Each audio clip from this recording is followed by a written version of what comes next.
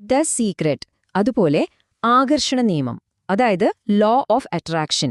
ഇതിനെക്കുറിച്ചൊക്കെ നിങ്ങൾ ഒരുപാട് കേട്ടിട്ടുണ്ടാവും അല്ലേ? വെറുതെ മനസ്സിൽ വിചാരിച്ചാൽ നമ്മുടെ ജീവിതം തന്നെ മാറ്റാൻ പറ്റുമോ? അപ്പോൾ ഈ ആശയങ്ങളെയൊക്കെ സയൻസും ചരിത്രമൊക്കെ എങ്ങനെയാണ് നോക്കിക്കാണുന്നത് എന്ന് നമുക്കൊന്ന് വിശദമായിട്ട് നോക്കാം. ഓക്കെ, അപ്പോൾ ഇന്ന് നമ്മൾ ആദ്യം ഈ രഹസ്യത്തിന്റെ വാഗ്ദാനങ്ങൾ എന്തൊക്കെയാണെന്ന് നോക്കും. പിന്നെ സൈക്കോളജി വെച്ചതൊന്ന് കീറി മുറിക്കും. അതിനുശേഷം ഒരു യഥാർത്ഥ പരീക്ഷണം എങ്ങനെയായിരുന്നു എന്ന് കാണാം. അവസാനം ഇതിന്റെ എല്ലാം ഒരു വലിയ ചിത്രം എന്താണെന്ന് മനസ്സിലാക്കാനും ശ്രമിക്കാം. അപ്പോൾ നമുക്ക് ആദ്യം തന്നെ തുടങ്ങാം.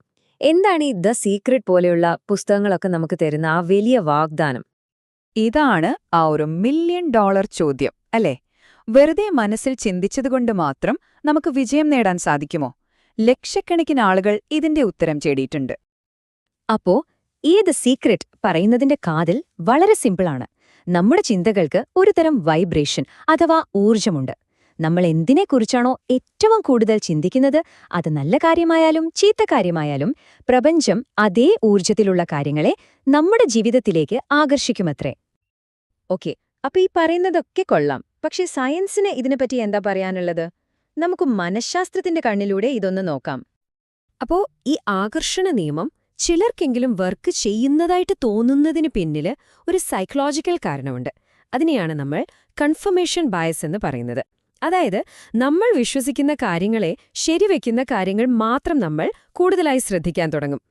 ഇപ്പൊ നോക്കൂ, ഈ രണ്ടെണ്ണവും തമ്മിലുള്ള വ്യത്യാസം വളരെ വലുതാണ്.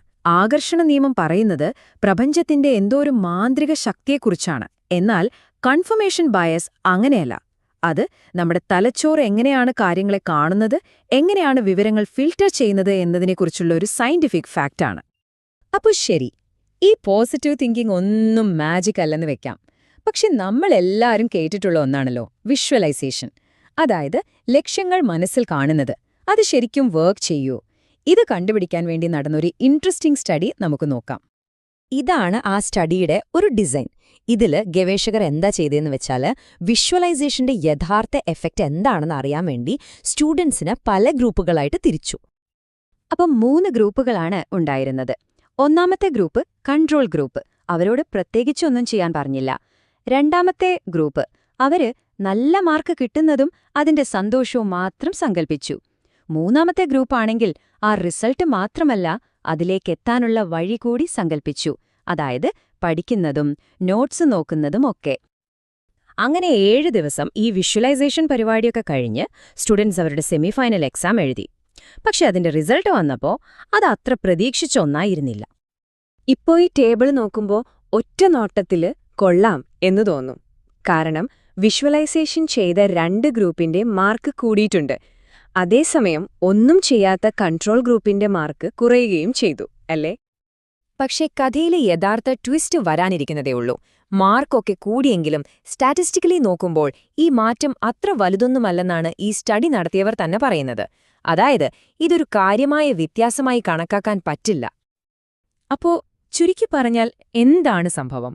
നമ്മുടെ ലക്ഷ്യങ്ങളെക്കുറിച്ച് ചിന്തിക്കുന്നതും സങ്കൽപ്പിക്കുന്നതുമൊക്കെ ഒരു ചെറിയ പുഷ് തന്നേക്കാം. പക്ഷേ ദ സീക്രറ്റിൽ പറയുന്നത് പോലെ നമ്മുടെ ജീവിതം മൊത്തത്തിൽ മാറ്റിമറിക്കാൻ പോന്ന ഒരു അത്ഭുത ശക്തിയൊന്നും അതിനില്ല എന്ന് ഈ പഠനം വ്യക്തമാക്കുന്നുണ്ട്. അപ്പോ ഈ വിജയത്തിനൊരു ഷോർട്ട് കട്ട് അല്ലെങ്കിൽ ഒരു രഹസ്യം വേണമെന്നുള്ള നമ്മുടെ ആഗ്രഹം അത് ഇന്നും ഇന്നലെയും തുടങ്ങിയതല്ല. ഇത് ശരിക്കും പറഞ്ഞാൽ മനുഷ്യന്റെ കൂടെ തന്നെയുള്ളൊരു കാര്യമാണ്. എന്തുകൊണ്ടാണ് നമുക്ക് ഈ രഹസ്യങ്ങളോട് ഇത്രയ്ക്ക് ആകർഷണമെന്ന് മനസ്സിലാക്കണമെങ്കിൽ നമ്മൾ ചരിത്രത്തിലേക്ക് ഒന്ന് തിരിഞ്ഞു നോക്കണം.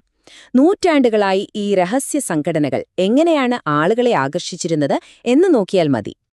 ചരിത്രം നോക്കിയാൽ നമുക്ക് കാണാം, മധ്യകാലഘട്ടത്തിലെ നൈറ്റ്സ് ടെംപ്ലർ തൊട്ട് അമേരിക്കൻ വിപ്ലവത്തിലെ ഫ്രീമേസൺസ് വരെ എല്ലാവരും ഒരേ കാര്യമാണ് വാഗ്ദാനം ചെയ്തത്: സാധാരണക്കാർക്ക് കിട്ടാത്ത പ്രത്യേക അറിവും അധികാരവും. അപ്പോൾ ഇതിന്റെയൊക്കെ പിന്നിലെ സൈക്കോളജി എപ്പോഴും ഒന്നുതന്നെയാണ്. മറ്റുള്ളവർക്കില്ലാത്ത എന്തോ ഒന്ന്, ഒരു പദവി, അധികാരം അല്ലെങ്കിൽ അറിവ്, അത് നേടാനുള്ള ആഗ്രഹം. അതാണ് ഈ രഹസ്യങ്ങളെ എപ്പോഴും ഇത്രയധികം ആകർഷകമാക്കുന്നത്. അപ്പോ പ്രപഞ്ചത്തിന്റെ വലിയ രഹസ്യമൊന്നുമില്ല. ചരിത്രം മുഴുവൻ ഇത്തരം രഹസ്യങ്ങളുടെ കഥകളാണെങ്കിൽ പിന്നെ എന്താണ് നമ്മുടെ ലക്ഷ്യങ്ങൾ നേടാനുള്ള ശരിക്കിനുള്ള വഴി? ഇവിടെയാണ് എഴുത്തുകാരനായ മാർക്ക് മാൻസിന്റെ ഒരു വാചകം വളരെ പ്രസക്തമാകുന്നത്. അദ്ദേഹം പറയുന്നതിതാണ്, നല്ല റിസൾട്ടുകൾക്കു വേണ്ടി ആഗ്രഹിക്കരുത്, പകരം നല്ല പ്രശ്നങ്ങൾക്കു വേണ്ടി ആഗ്രഹിക്കുക. അപ്പൊ ശരിക്കുള്ള രഹസ്യമെന്താണ്? 1. പോസിറ്റീവ് തിങ്കിംഗ് ഒരു ടൂൾ മാത്രമാണ്, അല്ലാതെ എല്ലാത്തിനുമുള്ള ഒരു പരിഹാരമല്ല. 2.